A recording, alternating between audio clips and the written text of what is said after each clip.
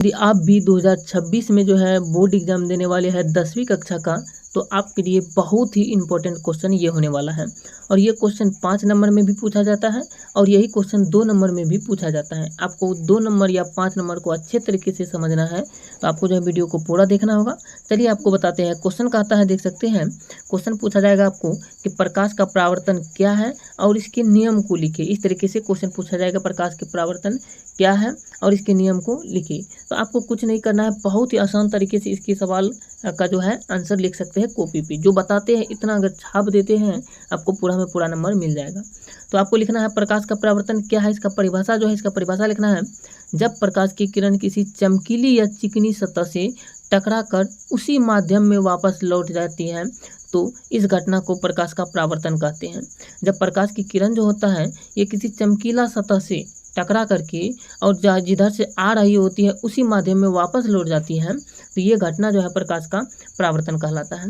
सरल शब्दों में बात करें तो जब रोशनी किसी चीज़ से टकरा कर हमारी आंखों तक आ जाती है तो हमें वह चीज़ दिखाई देती है, यही प्रकाश का परावर्तन है। मान लीजिए प्रकाश का परावर्तन अब समझते हैं। जैसे एक ये दर्पण हो गया, ये इधर से रंगीन क्या हुआ है, चिकना सतह है, इधर से जो है इस साइड से जो है दिखने वाला है।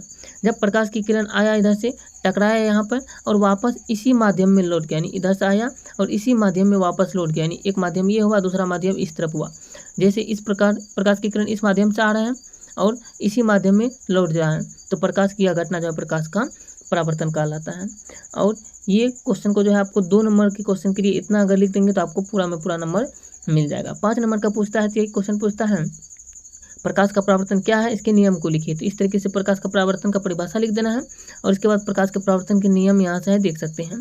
प्रकाश के परावर्तन के जो है नियम लिख देना है और नीचे में लिखना है कि प्रकाश के परावर्तन के मुख्य रूप से 2 नियम है। प्रकाश के परावर्तन के 2 नियम है, इसको याद रखना है।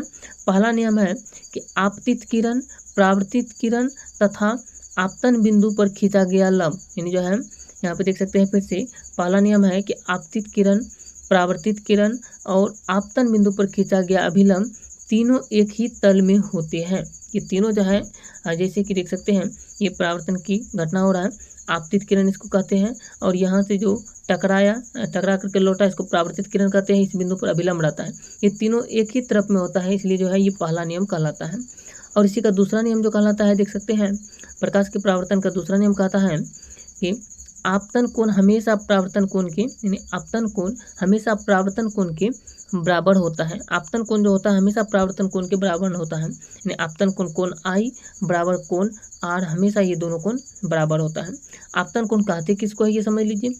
आपतन कोण जो होता है ये आपतित किरण और अभिलंब के बीच का कोण होता है आपतन कोण, और परावर्तन कोण जो होता है ये परावर्तित किरण और अभिलंब के बीच का कोण होता है परावर्तन कोण। कोण आई बराबर कोण आर होता है, दूसरा नियम ये कहता है। चलिए हम इसको समझाते हैं। जैसे देखिए प्रकाश का दर्पण है, समतल दर्पण, प्रकाश की किरण आया, ये इसको आपतित किरण कहेंगे। जब प्रकाश की किरण आ रहा है तो इसको आपतित किरण कहेंगे और यहाँ पर अभिलंब का निर्माण होता है, इसको अभिलंब कहते हैं, इसको अभिलंब कहते हैं।